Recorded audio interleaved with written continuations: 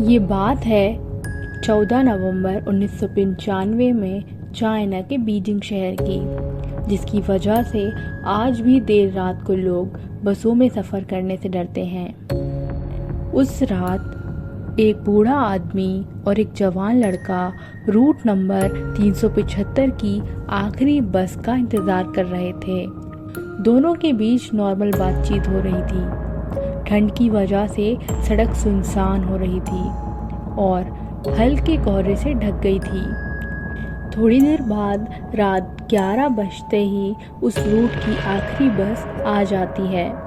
Bus stop पर बस रुकते ही वो बूढ़ा आदमी और लड़का बस में चढ़ जाते हैं। बस पूरी तरह से खाली होती है। उसमें ड्राइवर और एक लेडी कंडक्टर के अलावा और कोई भी नहीं होता है। लड़का ड्राइवर के पास वाली सीट पर जाकर बैठ जाता है और बूढ़ा आदमी बीच की सीट पर बैठ जाता है और बस अगले स्टॉप की ओर चल पड़ती है। बस कुछ ही दूर पड़ती है कि बस अचानक से रुक जाती है। बस रुकते ही वो बूढ़ा आदमी पीछे की तरफ देखता है तो उसे 3 लोगों की परछाई खिड़की से नजर आती है। 3 लोग बस पर चढ़ जाते हैं।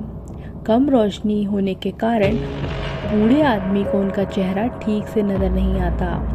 बस वो ये देख पाता है कि 2 लोग अपने बीच किसी एक व्यक्ति को सहारा दे रहे हैं।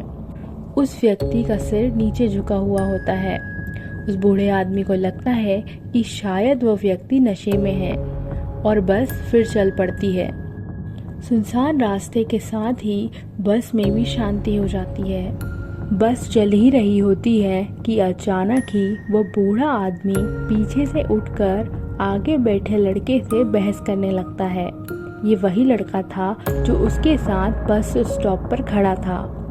बूढ़े आदमी की बदतमीजी से वो लड़का तिलमिला उठता है और बात हाथापाई तक आ जाती है। उनका ये झगड़ा देखकर ड्राइवर बस रोक देता है और उन दोनों को उस सुनसान रास्ते पर उतार कर चला जाता है। दोनों के उतरने के बाद बूढ़ा आदमी वापस से शांत हो जाता है। तभी उससे वो लड़का पूछता है कि वो उससे बेवजह क्यों झगड़ा कर रहा था। तो वो बूढ़ा आदमी उसका हाथ पकड़कर कहता है, बेटा, मैं तुमसे झगड़ा नहीं कर रहा था, मैंने तुम्हारी जान बचाई है। लड़का समझ नहीं पाता कि वो बूढ़ा आदमी क्या कहना चाहता है।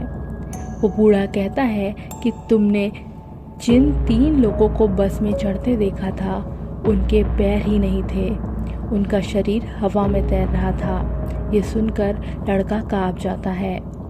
दोनों पास के ही पुलिस स्टेशन तक पैदल पहुंचते हैं और अपने साथ घटी घटना के बारे में बताते हैं। उनकी बात सुनकर पुलिस दोनों को पागल समझने लगती है। दोनों चुपचाप अपने घर निकल जाते हैं।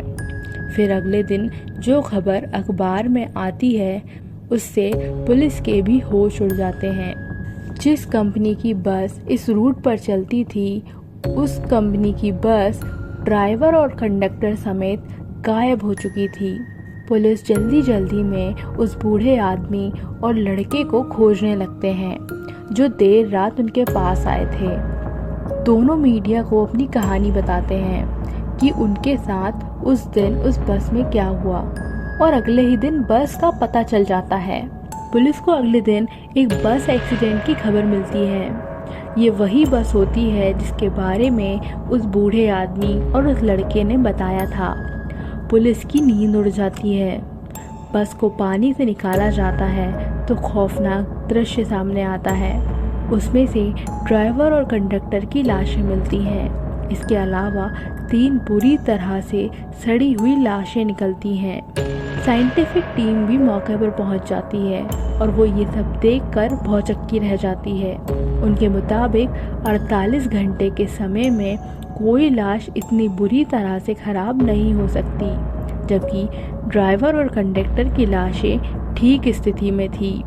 इससे इस बात को बल मिल जाता है कि वो 3 शरीर क्या सचमुच प्रेत आत्माएं थी। इतना ही नहीं, दावा ये भी किया जाता है कि जब पुलिस ने बस की जांच की तो उन्हें फ्यूल टैंक में डीजल की जगह खून भरा हुआ मिला। ये देखकर पुलिस विभाग भी परेशानी में पड़ गया। उन्हें भी लगने लगा कि उस बूढ़े आदमी और लड़के ने जो कहानी सुनाई थी वो बिल्कुल सही थी। सबसे खौफनाक बात ये थी कि बस आखिरी स्टॉप से 100 किलोमीटर आगे चिंगशोंग शहर के पास एक नदी में मिली थी, जबकि रिपोर्टर्स के मुताबिक बस में इतना डीजल था ही नहीं कि वो 100 किलोमीटर का सफ़र तय कर सके। ये कहानी चाइना की सत्य घटना है। आज की कहानी में बस इतना ही। अगर वीडियो अच्छी लगी हो तो वीडियो को लाइक कर देना